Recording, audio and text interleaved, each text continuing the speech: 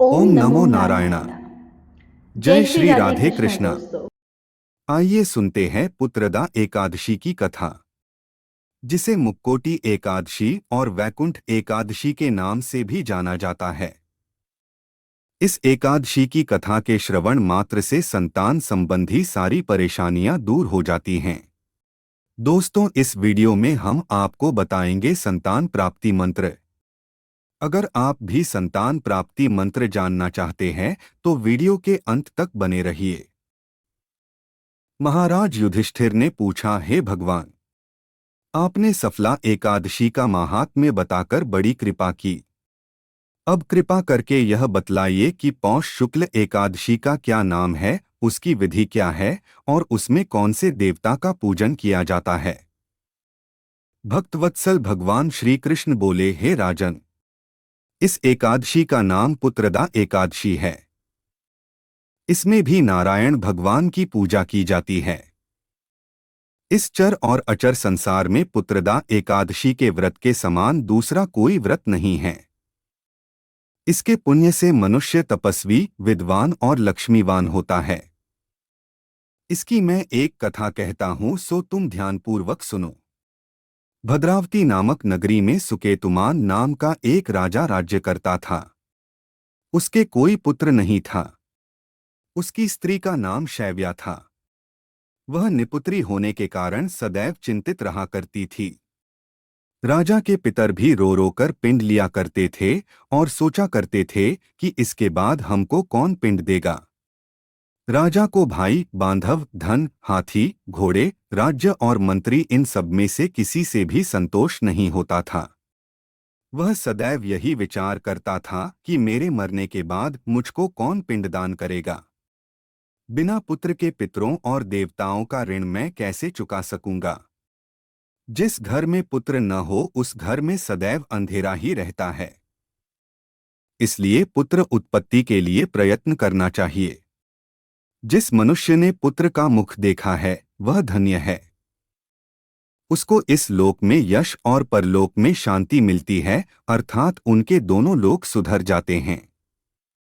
पूर्व जन्म के कर्म से ही इस जन्म में पुत्र, धन आदि प्राप्त होते हैं। राजा इसी प्रकार रात दिन चिंता में लगा रहता था।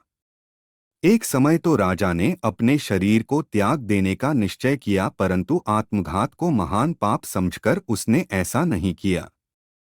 एक दिन राजा ऐसा ही विचार करता हुआ अपने घोड़े पर चढ़कर वन को चल दिया तथा पक्षियों और वृक्षों को देखने लगा।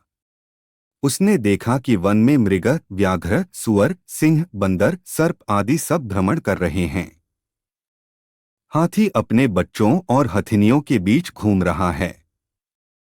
इस वन में कहीं तो गीदड़ अपने कर्कश स्वर में बोल रहे हैं, कहीं उल्लू ध्वनि कर रहे हैं। वन के दृश्यों को देखकर राजा सोच विचार में लग गया। इसी प्रकार आधा दिन बीत गया। वह सोचने लगा कि मैंने कई यज्ञ किए, ब्राह्मणों को स्वादिष्ट भोजन से तृप्त किया, फिर भी मुझको दुख प्राप्त हुआ, क्यों? राजा प्यास के मारे अत्यंत दुखी हो गया और पानी की तलाश में इधर-उधर फिरने लगा। थोड़ी दूरी पर राजा ने एक सरोवर देखा।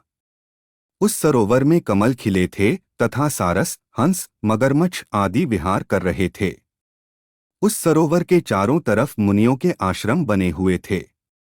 उसी समय राजा के दाहिने अंग फड़कने लगे। राजा शुभ शकुन समझकर घोड़े से उतरकर मुनियों को दंडवत प्रणाम करके बैठ गया। राजा को देखकर मुनियों ने कहा, हे राजन, हम तुमसे अत्यंत प्रसन्न हैं। तुम्हारी क्या इच्छा है सो कहो।